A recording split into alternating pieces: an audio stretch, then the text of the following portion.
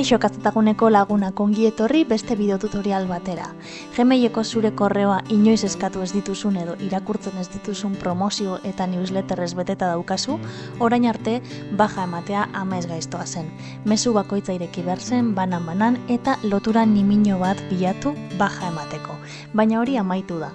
Googleek arpidetzak kudeatu funtzioa kaleratu berri du, klik bakar batekin zure posta garbitzeko tresna ofiziala. Gmaileko gure postara sartuko gara. Nik ordenagailutik egingo dut, baina mugikorretik ere sar gaitezke.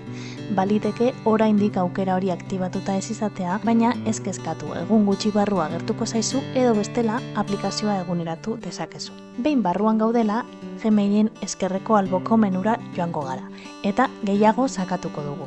Paperontziaren edo spamaren azpian agertuko zaigu, arpidetzak kudeatzeko aukera. Sartzean zerrenda bat ikusiko dugu. Gmailek mezu gehien nork bidaltzen dizkigun aztertu du eta maiztasunaren arabera taldekatu ditu. Enpresaren izena eta duela gutxi zenbat mezu bidali dizkizuten ikus dezakezu.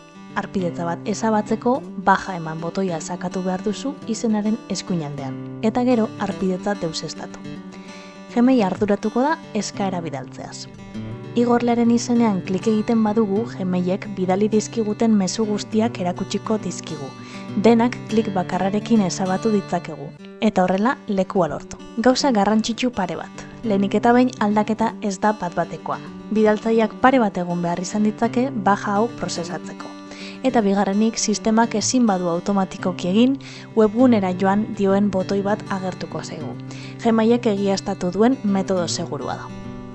Eta hau da guztia gaurkoz. Bideo tutorial honek balio izan badizu, emaiozu gustoko dut, eta arpidetu zaitez produktibitate eta teknologia trikimailu gehiagotarako. Hurrengora arte!